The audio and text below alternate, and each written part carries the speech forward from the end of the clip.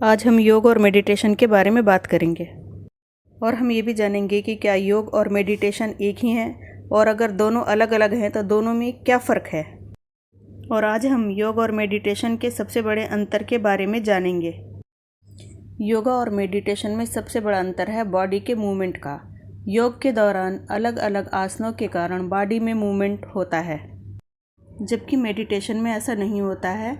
Meditation यानी ध्यान लगाकर इंसान अपनी एनर्जी के ज़रिए किसी ख़ास चीज़, आवाज़ या सांस पर ध्यान केंद्रित करते हैं। हमेशा योग करने के बाद मेडिटेशन करने की सलाह दी जाती है, लेकिन हम ये कह सकते हैं कि मेडिटेशन योगा का ही एक महत्वपूर्ण हिस्सा है। विशेषज्ञ कहते हैं योग के बाद शरीर में एक तरह का वाइब्रेशन पैदा होता है। शरीर को सामान्य स्थिति में लाने के लिए मेडिटेशन करने की सलाह दी जाती है। इस तरह मेडिटेशन पोस्ट योगासन प्रैक्टिस है। मेडिटेशन काम कैसे करता है, अब इसे समझ लेते हैं। आसान भाषा में समझे तो इंसान का मन एक समय में कई बातें सोचता है। इससे उसके दिमाग की शांति भंग हो जाती है। वो शांति दोबारा पाने के लिए मेडिटेशन यानी ध्यान लगाने की सलाह दी जाती है।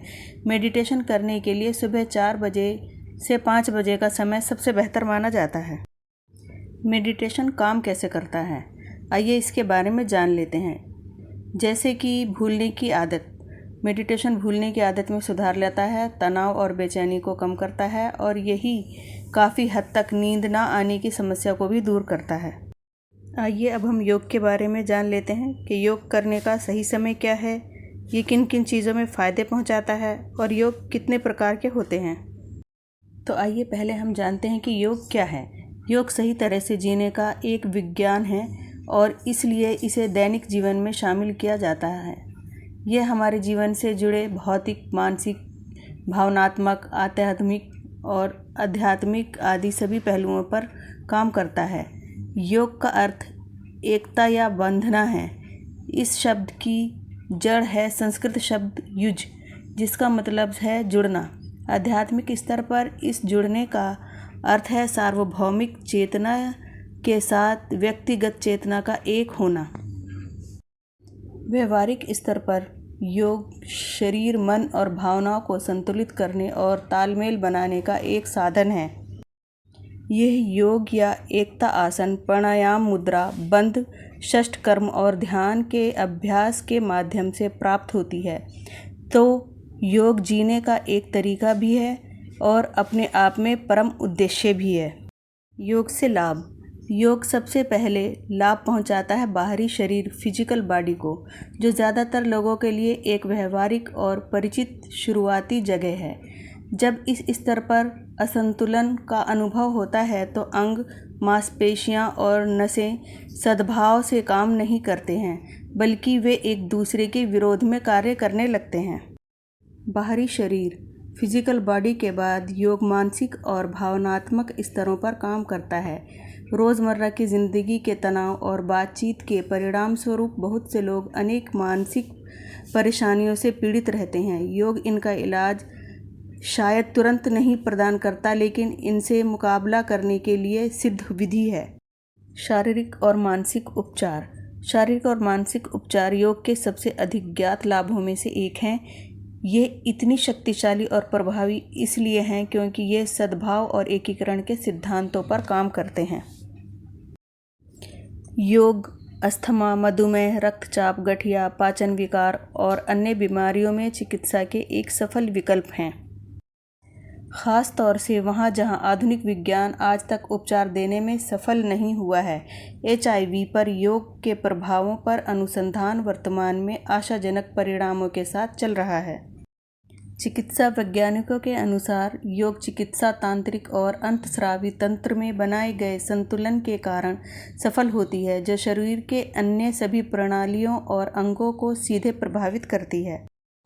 अधिकांश लोगों के लिए हालांकि योग केवल तनावपूर्ण समाज में स्वास्थ्य बनाए रखने का एक मुख्य साधन है। योग बुरी आदतों को उलट देता है, जैसे कि सारे दिन कुर्सी पर बैठे रहना, मोबाइल फ़ोन को ज़्यादा इस्तेमाल करना, व्यायाम ना करना, गलत खान पान रखना इत्यादि।